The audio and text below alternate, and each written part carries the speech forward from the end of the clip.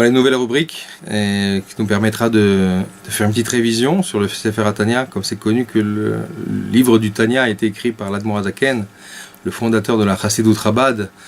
Et l'Admor HaZaken répond à une grande question concernant la Avodat Hashem, à tous ceux qui désirent s'approcher et servir à Kadosh Baruch Hu avec le cœur. Et bien dans son introduction, il ramène en fait que du fait de la difficulté de pouvoir rencontrer chacun de manière individuelle et de répondre à chacun selon ses problèmes, eh bien l'Admor HaZaken va décider de mettre par écrit. Et les mots employés sont très forts, puisqu'il va mettre par écrit toutes les réponses à toutes les questions d'Avodat Hashem. C'est-à-dire que le Sefer HaTanya est un livre qui s'adresse à toutes les Neshamot Israël, à toutes les âmes juives désireuses et voulant s'approcher de la Kadosh Baruch Hu, servir Dieu de tout son cœur, de tout son être. Et c'est le programme auquel nous propose l'Admor HaZaken et nous invite à le rejoindre au travers du Sefer HaTanya. Donc on commence, et Bezrat Hashem, nous aurons l'occasion de parcourir les grandes idées du Sefer HaTanya qui nous permettront d'avancer plus rapidement et comprendre peut-être un peu mieux comment fonctionne l'être humain juif, et d'avancer d'une manière plus efficace dans le sujet de la Avodat Hashem.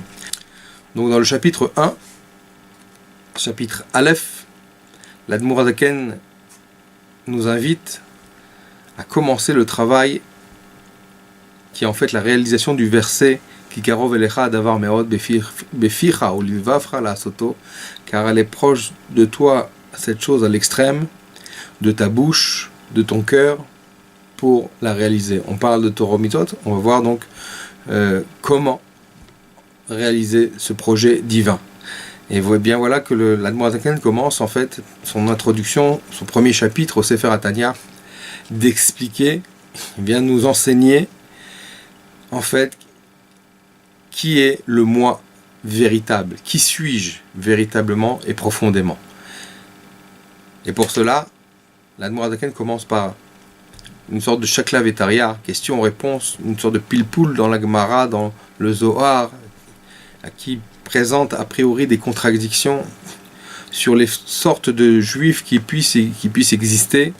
Et on voit que la Gemara nous propose 5 catégories, d'accord, qui sont Racha Veralo, le Racha qui a le mal pour lui, Racha Vetovlo, le Racha qui a le bien pour lui, le Benoni, l'homme moyen, le Tzadik Vetovlo, le tzaddik est le bien pour lui, le tzaddik veralo, le tzaddik est le mal pour lui. Et donc ces 5 catégories en fait constituent les 5 catégories générales. Mais l'Admor HaZaken répond tout de suite et assez rapidement qu'en fait il y a 2 façons, il y a 2 en fait appellations. Il y a le juif tel qu'il est appelé devant le tribunal céleste, devant le Beit Din à Rosh Hashanah, tel qu'il est catégorié, tel qu'il est classifié par rapport à ses actions, et le juif tel qu'il est dans sa définition profonde, dans sa définition personnelle, dans son avodat Hashem, dans sa catégorie profonde de son âme, où il en est face en fait à lui-même. Et c'est pour cela que une des grandes questions qui est posée dans ce premier chapitre, c'est que Rabbah s'exclame en disant voici que je suis Benoni. Et Abaye lui répond, mais Rabbeinu, si toi tu dis que tu es Benoni, mais tu laisses personne vivre, nous sommes tous des Rechaïm, autrement dit. Et en fait, comment Abaye a-t-il pu se tromper et de faire une erreur si grave en pensant qu'il est un Benoni? C'est clair qu'il n'était pas un Benoni, un homme moyen, dans le sens conventionnel du terme, qui a moitié-moitié de mitzvot et d'averot, puisqu'il est marqué que celui qui pratique une seule avéra est appelé Racha.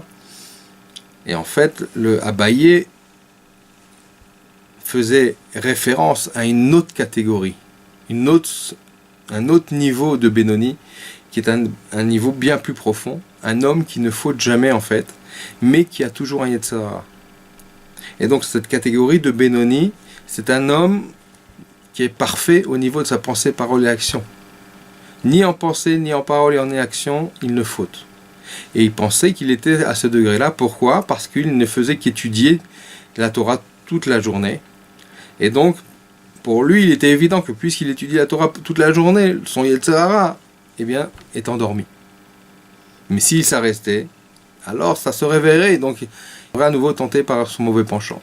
Sachant que Abaye, en vérité, était convaincu que son maître, Rava, était un grand et un tzaddik véritable, et l'Admour HaZaken nous le prouve, puisque quand l'ange de la mort est venu pour récupérer son âme, il n'a pas pu l'attraper, pour la simple et bonne raison que sa bouche n'arrêtait pas de prononcer des mots de Torah. Il était tellement pur que la faute, s'il y avait une seule faute qui était présente chez lui, alors le Yetzer Hara, le Satan, l'ange de la mort, aurait pris son âme avec beaucoup de facilité.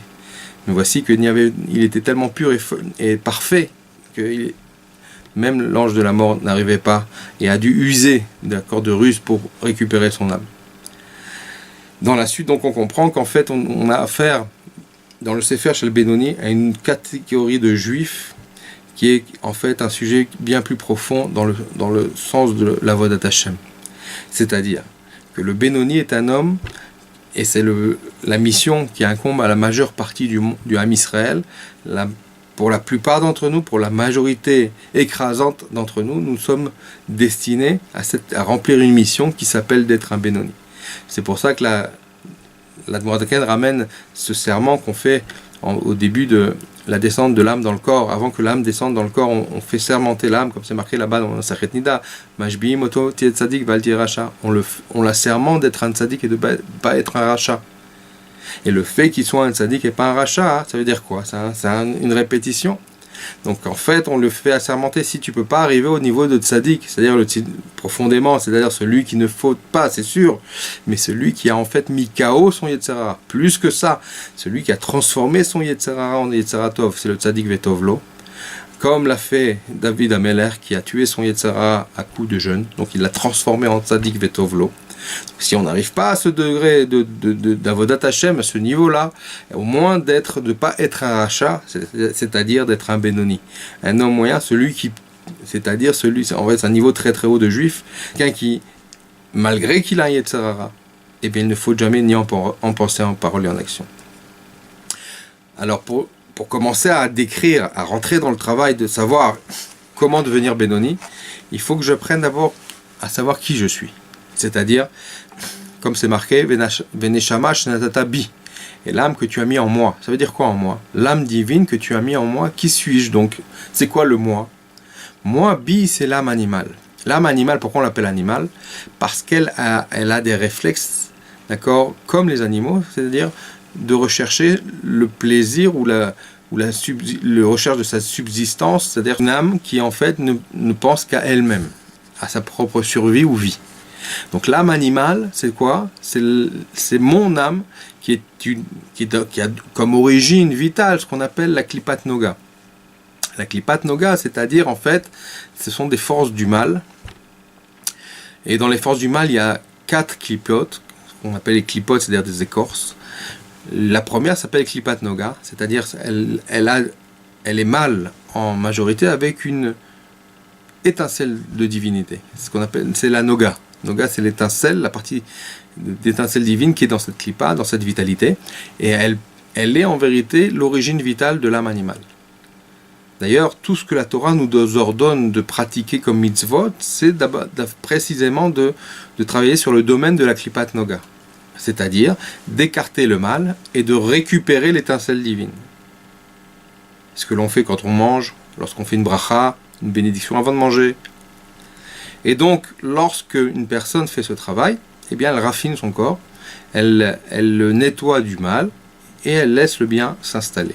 Contrairement au klipat noga, shalosh klipot admeot, les 3 écorces impures, qui elles ne sont que du mal pur avec lequel on n'a pas affaire. La seule façon, ou du moins on a une relation indirecte avec elles, c'est-à-dire que puisqu'elles tirent leur vie de klipat noga, la klipat noga est la charnière entre le monde de la Kedusha et le monde du contraire de la Kedusha. Lorsqu'on a raffiné la klipat noga, donc on a automatiquement coupé l'herbe sous le pied des trois forces impures, des 3 shalosh klipot atmeot, et donc celles-ci ne reçoivent plus de vitalité, et donc elles disparaissent du monde. C'est le sujet de la Géoula, c'est-à-dire qu'on se débarrasse définitivement du mal. Voici que donc les âmes juives, à qui on a donné la mission de raffiner le monde, puisque nous sommes dans le monde de Asiya, le monde de l'action, donc de raffiner le monde, d'écarter le mal et de d'extirper le bien et de dévoiler Akadosh Baruch Hu dans ce monde. Pour cela, je dois comprendre qu'en fait, en moi, il y a aussi quelque chose de négatif. C'est quelque chose de négatif a pour source les 4 éléments de base matériels négatifs. Le feu, l'air, l'eau, la terre. Le feu, c'est la colère, l'orgueil. L'eau, c'est toutes sortes de plaisirs. L'air, c'est l'avantardisme, c'est les mauvaises plaisanteries. La terre, c'est la paresse. D'accord ? Donc, lorsque je commence à définir quels sont les mots qui sont en moi, c'est un peu comme en psychologie. Lorsqu'on a réussi à définir un mot, un problème moral, eh bien, on a déjà en fait atténué son intensité et sa gravité. On a 50% de la guérison déjà. Et donc, en fait, l'Admour HaZaken nous invite déjà à commencer à parcourir un peu sur le plan de la biologie, on peut dire spirituelle de l'être humain, de faire connaissance avec le moi profond. Et donc ce que j'ai à faire. Donc à l'intérieur de moi, j'ai une âme divine, une âme animale, et je dois faire en sorte que les deux s'unifient. C'est essentiellement le travail du juif, d'unifier le haut et le bas, d'unifier le monde de la spiritualité avec le monde de la matérialité. Pour cela, j'ai les outils qui sont la Torah et les mitzvot qui me permettent de faire cette connexion et de réussir cette connexion. Et donc c'est ainsi que l'âme animale juive, elle se diffère de l'âme animale goy, ou du goy carrément, dans la mesure où cette âme animale, elle a aussi des bons traits de caractère, puisqu'elle a aussi ce qu'on appelle la noga, c'est-à-dire des étincelles divines, et ces bons traits de caractère sont néanmoins naturels. Et donc le travail du juif, c'est de maîtriser sa nature et de l'améliorer. Et donc le bon côté naturel du juif, c'est quoi ? Le bon côté naturel du juif, c'est que par nature, donc les juifs sont naturellement Gomlei Chassadim, ils aiment faire du bien, Baishanim, ils aiment et ils sont pudiques, ils aiment la pudeur, ils sont pudiques par nature, et Rachmanim, ils ont ce qu'on appelle la miséricorde. Ils sont miséricordieux par nature. Ce sont des midot, ce sont des traits de caractère naturels de l'âme animale juive aussi. En cela, elle se distingue aussi du reste du monde, puisque naturellement, le juif est bon par nature. Et donc, le travail, c'est d'amplifier cette bonté et de la travailler et de dévoiler à l'intérieur de soi que le côté divin, particulièrement, et élever le côté animal pour en faire un réceptacle de la divinité. Contrairement aux âmes des non-juifs, d'accord, qui sont des shalosh klipot atmeot, contrairement aux âmes non-juives, qui n'ont pas la même source vitale, et elles ont besoin donc de passer une autre forme de tikkun, de réparation, en passant par les 7 lois noachid qui permettent de les raffiner aussi, pas au même degré, pas au même niveau, mais néanmoins de les raffiner. Et l'Admour HaZaken finit le premier chapitre par ce sujet-là, que c'est pour ça que le rabbin dit néanmoins que dans les dernières générations, puisqu'on se trouve à la fin des temps où le monde a été raffiné par des milliers d'années de pratiques de Torah mitzvot et d'Avodat Hashem du Ham Israël, eh bien le monde non juif, lui aussi a été influencé dans la mesure où il est beaucoup plus moral, beaucoup plus raffiné. Et dans la Deuxième Guerre mondiale, on a pu assister à des non-juifs qui ont sauvé au péril de leur vie des juifs, bien qu'ils n'avaient rien à gagner, aucun intérêt personnel. Et c'était véritablement pour sauver des âmes juives. Et donc, pour cela, ils ont le titre de Chassido Umot Haolam. On voit qu'à la fin des temps, le monde est beaucoup plus raffiné. Et il nous dit le rabbi que même les non-juifs qui ont pour source, pour nature et pour origine vitale les 3 forces impures, eh bien même eux sont capables d'avoir des actes de bonté pour la bonté elle-même, sans avoir aucun bénéfice, sans en retirer aucun avantage personnel, ce qu'on appelle chesed de klipa. La chesed de klipa, c'est de faire de la bonté, mais pour des raisons bien spécifiques, des intérêts personnels.